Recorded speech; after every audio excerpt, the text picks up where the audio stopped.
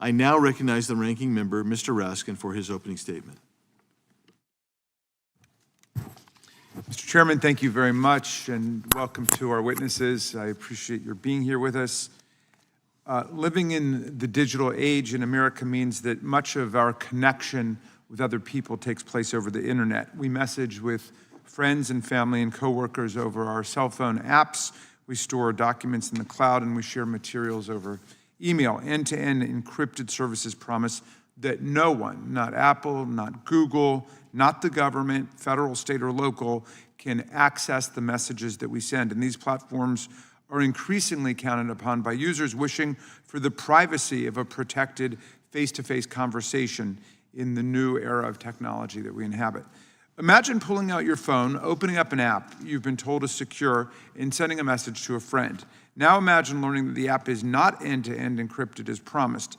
Instead, the government has ordered the service provider to make its security weaker so the government can demand access to your message. Imagine the government told the platform that they couldn't tell a soul about this arrangement. Well, that's exactly what the United Kingdom secretly ordered Apple to do recently, and that's the reason that we're here today. Requiring Apple to secretly build a so-called backdoor into its advanced data protection service would make users' end-to-end encrypted documents no longer secure as expected. Law enforcement officers, not just in the UK, but also in the US, could demand Apple produce users' content and metadata from the cloud, and cyber criminals would be able to exploit this system weakness introduced by the backdoor to target Americans for espionage, consumer fraud, and ransomware.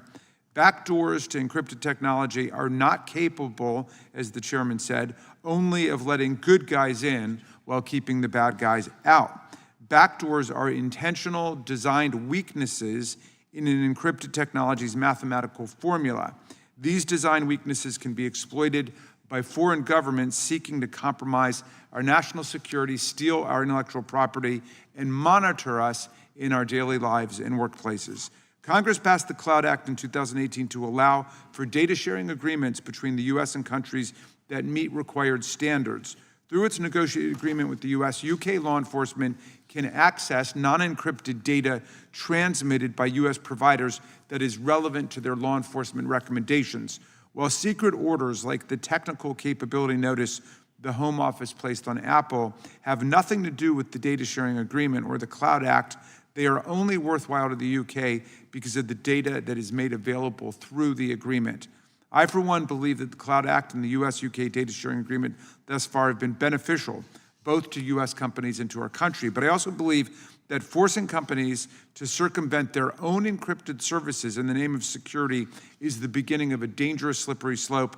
And I look forward to hearing from the witnesses as to what, if anything, we need to do to change to prevent future similar orders against other companies. Some argue that privacy is passé, yesterday's news. Cookies monitor which websites we click on. Our devices already track every step we take, and data brokers take anonymized data and re-identify it in portfolios available to the highest bidder. But I disagree with the idea that privacy is no longer valuable or meaningful to the American citizenry. In a country where visa holders are being detained simply for opinions they've expressed or an op-ed they wrote, where criticism of the administration can result in a visit from the Secret Service, and where the staff of members of Congress can be arrested and handcuffed just for doing their jobs. American security from government intrusion has never been more urgent or important.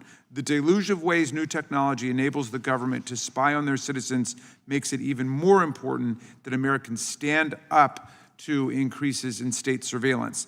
Thomas Jefferson wrote in 1788 that the natural progress of things is for liberty to yield and for government to gain ground.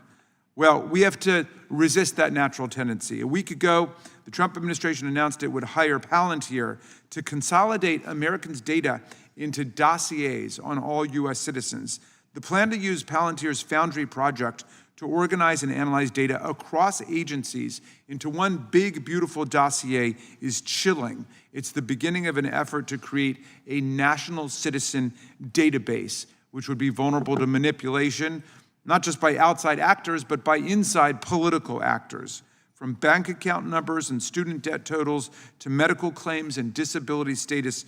The administration today is taking information that was previously siloed into different categories as required under the law and using it to create one big, beautiful surveillance apparatus that can be used to crush resistance, to profile Americans, and to silence dissent. We're here today to discuss the Cloud Act. I recognize this, but we should also recognize none of these issues exist in a vacuum. All government surveillance curtails all citizens' liberties. It is not always immediate. Often it's a slow decay and erosion, but every chip in our civil liberties foundation brings us that much closer to a government that no longer has its foundational and necessary ideological checks against total control of the citizenry. Surveillance databases like the one contemplated by the Trump administration should remain the stuff of science fiction and authoritarian governments, not a reality for a country founded on the principles of democratic self-government and freedoms and rights for the people. In the case of the UK order, we can start with an easy first step. We don't need legislation to pass in the divided House or frozen Senate. The Trump DOJ can just do its job. The U.S. should not sit idly by and watch the Home Office issue perhaps more secret orders against U.S. companies.